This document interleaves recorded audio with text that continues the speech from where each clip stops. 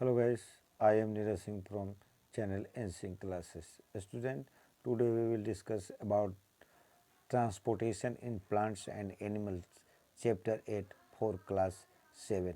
Students, इस chapter में हम जानेंगे कि कैसे चीज़ों का कैसे थिंग्स एक जगह से दूसरे जगह पे जाता है, दोनों केसेस में, प्लांट के केस में और एनिमल के केसेस में. स्टूडेंट्स, कोई भी ऑर्गेनिज्म है उसको फूड चाहिए, वाटर चाहिए और ऑक्सीजन चाहिए. तीनों चीज़ चाहिए किसके लिए? सरवाइव करने के लिए, जिंदा रहने के लिए. स्टूडेंट्स, तो इन चीज़ों का, चाहे वो फूड है, वाटर है, ऑक्सीजन है, उसका ट्रांसपोर्टेशन ये एक जगह से दूसरे जगह पे बॉडी के अंदर जाता है. और जैसा हम जानते हैं कि ऑर्गेनिज्म का बॉडी है वो मशीन की तरह काम करता है, तो जहाँ मशीन चलेगा वहाँ वेस्टेज निकलेंगे. तो प्लांट के केस में और एनिमल के केस में भी वेस्टेज निकलते हैं, और वो वेस्टेज बॉडी से बाहर भी निकलते हैं. वेस्टेज बनते हैं, क्रिएट होते हैं, प्रोड्यूस होते हैं बॉडी के अंदर, और वहाँ से फिर वो बॉडी से बाहर निकलता है. ये सब वेस्टेज जो होते हैं ना, वो ट्रांसपोर्ट होते हैं, एक जगह पे कलेक्ट होते हैं, एक एरिया में कलेक्ट होते हैं, और वहाँ से बॉडी से बाहर निकल जाते हैं. The students, the process of movement of substance, ये प्रक्रिया जिसमें सबस्टांस का मूवमेंट होता है, एक जगह से दूसरे लोकेशन पे जाता है, इसी चीज़ को कहते हैं ट्रांसपोर्टेशन. यहाँ से आपको ट्रांसपोर्टेशन का डिफिनेशन मिला. The process of movement of substances from one location to another is an organism is known as transportation. तो इसको आप अंडरलाइन कर लीजिए, इसको याद कर लीजिए स्टूडेंट्स. देखिए, हम जानते हैं कि on the basis of presence of number of cell, यानी सेल की उपस्थिति के हिसाब से कि ऑर्गेनिज्म के बॉडी में कितना सेल है, इस हिसाब से हम ऑर्गेनिज्म को दो कैटेगरी में बांटते हैं. एक को कहते हैं स्टूडेंट्स यूनिसेलुलर ऑर्गेनिज्म, दूसरे को कहते हैं मल्टी सेलुलर ऑर्गेनिज्म. ऐसे ऑर्गेनिज्म जो एक सेल के बने होते हैं यूनिसेलुलर ऑर्गेनिज्म कहते हैं. तो यूनिसेलुलर ऑर्गेनिज्म में ट्रांसपोर्टेशन का काम आसानी से हो जाता है स्टूडेंट्स, और वो एक प्रोसेस से होता है, जैसे डिफ्यूजन और ओस्मोसिस. देखिए, डिफ्यूजन क्या होता है स्टूडेंट, यहाँ थोड़ा हम डिफाइन कर देते हैं आपको कि diffusion is a process in which substance move spontaneously from the higher concentration region to lower concentration region. यानी उच्च सांद्रण से निम्न सांद्रण की ओर चीज़ों का स्वतः चले जाना क्या कहलाता है? डिफ्यूजन कहलाता है. और जब यही डिफ्यूजन एक मेम्ब्रेन के माध्यम से होता है तो उसी को कहते हैं osmosis. It means osmosis is a part of diffusion. तो यूनिसेलुलर के केस में क्या होता है स्टूडेंट कि डिफ्यूजन का काम यानी ट्रांसपोर्टेशन का काम आसानी से हो जाता है. ठीक है स्टूडेंट्स. उसके बाद है मल्टीसेलुलर के केस में. मल्टीसेलुलर किसको कहते हैं? ऐसे ऑर्गेनिज्म जिनका बॉडी एक से ज़्यादा सेल का बना होता है, तो उसको कहते हैं मल्टीसेलुलर. तो मल्टीसेलुलर ऑर्गेनिज्म का में अलग अलग पार्ट में अलग अलग तरह का काम चलते रहता है. तो ट्रांसपोर्टेशन का काम अलग अलग तरीके से अलग अलग पार्ट में होता है. लेकिन सारा के चीज़ जो सबस्टांस होते हैं, तो जहाँ जहाँ बॉडी में अलग अलग पार्ट में ट्रांसपोर्टेशन का काम चलते रहता है, और वहाँ से जो क्रिया होता है, वहाँ से वर्क करता है, फंक्शन होता है, वहाँ से क्या करता है सेल, वहाँ से बॉडी का सेल जो है एब्जॉर्ब कर लेता है जो उसकी ज़रूरत की चीज़ें होती हैं, और वो अनवांटेड मटेरियल को बॉडी से बाहर रिलीज कर देता है, एलिमिनेट कर देता है. ठीक है स्टूडेंट, ये मल्टी सेलुलर के केस में होता है, जहाँ डिफ्यूजन और ऑस्मोसिस सफिशिएंट नहीं होता है ट्रांसपोर्टेशन का काम कर पाने में, क्योंकि उनका बॉडी का साइज ज़्यादा होता है, बड़ा होता है. तो ज़्यादा चीज़ें होंगी, ज़्यादा बॉडी बड़ा होगा तो वहाँ ज़्यादा चीज़ों की आवश्यकता होगा, तो वहाँ फिर ट्रांसपोर्टेशन का काम डिफ्यूजन ऑस्मोसिस से नहीं चलता है स्टूडेंट्स. अब देखिए, ट्रांसपोर्टेशन का काम प्लांट के केस में ट्रांसपोर्टेशन का काम कैसे होता है, तो यहाँ पढ़ना है कि ट्रांसपीरेशन इन प्लांट. देखिए, ट्रांसपीरेशन क्या होता है स्टूडेंट्स? एक्सेस वाटर प्लांट से इवोपरेट होना ही क्या कहलाता है? ट्रांसपीरेशन कहलाता है। देखिए प्लांट है, रूट के माध्यम से वाटर को एब्जॉर्ब कर लेता है, तो एक्स्ट्रा वाटर वो एब्जॉर्ब कर लेता है। जो एक्स्ट्रा वाटर एब्जॉर्ब होता है स्टूडेंट, तो उस एक्स्ट्रा वाटर को प्लांट इवोपरेशन के माध्यम से अपने बॉडी से बाहर निकाल देता है। इसी चीज़ को क्या कहते हैं? ट्रांसपीरेशन कहते हैं। Students, transpiration is the evaporation of water molecules.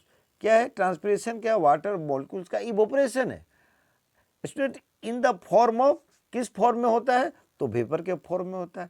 कहाँ से होता है? तो प्लांट सरफेस होता है। स्पेशली कहाँ से होता है? तो स्टोमाटा से होता है। स्टूडेंट, ये स्टोमाटा टर्म है। स्टोमाटा मीन्स क्या होता है?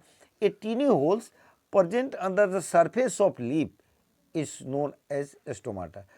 ये पत्ती के अंदर वाला सरफेस, निचले सरफेस पे छोटा छोटा होल होता है, वो छोटे होल को क्या कहते हैं? स्टोमाटा कहते हैं। और इसी स्टोमाटा के माध्यम से इस इवोपरेशन होता है, जिसको हम क्या कहते हैं? ट्रांसपीरेशन कहते हैं स्टूडेंट्स। और you may wonder why the plant loses water that it absorb from the soil. अब ये सोचने की बात है कि प्लांट जब वाटर को एब्जॉर्ब कर लिया तो उसको इवोपरेट करना क्यों जरूरी है?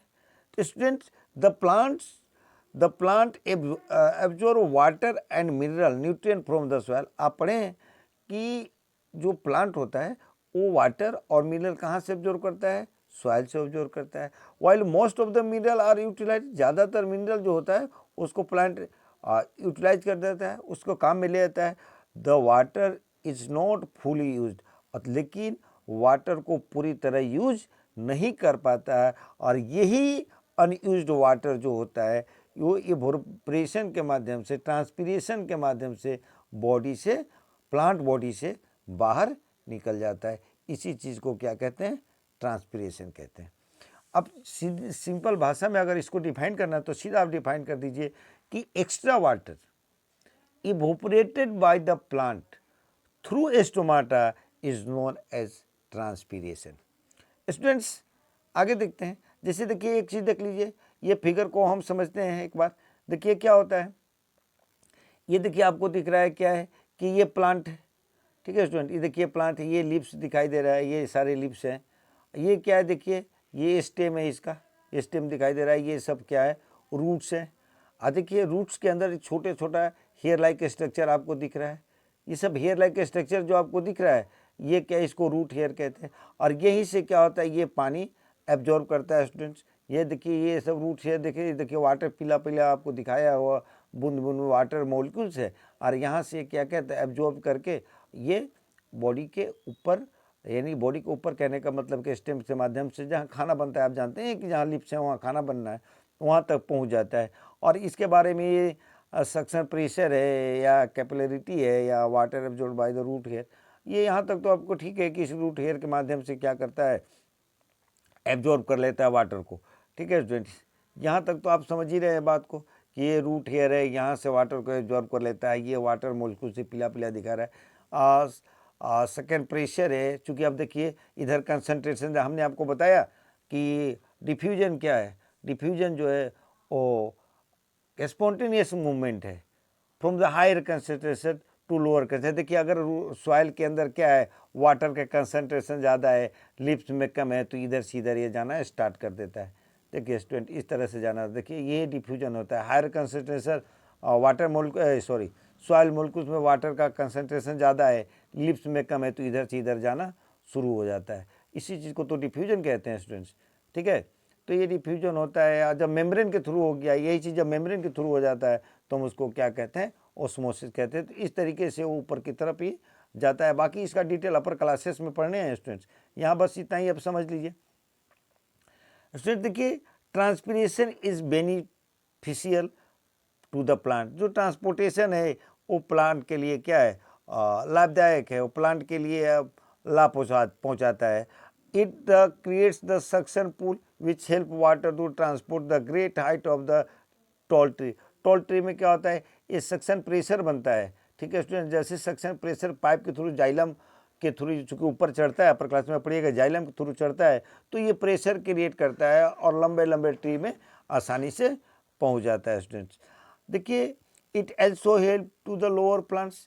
जो ये ट्रांसपीरेशन है लोअर प्लांट्स में भी मदद करता है, ठीक है, बॉडी में। क्यों? टेम्परेचर को मेंटेन कर ले। समर के दिनों में, गर्मी के दिनों में ये बहुत ज़्यादा ज़रूरी होता है।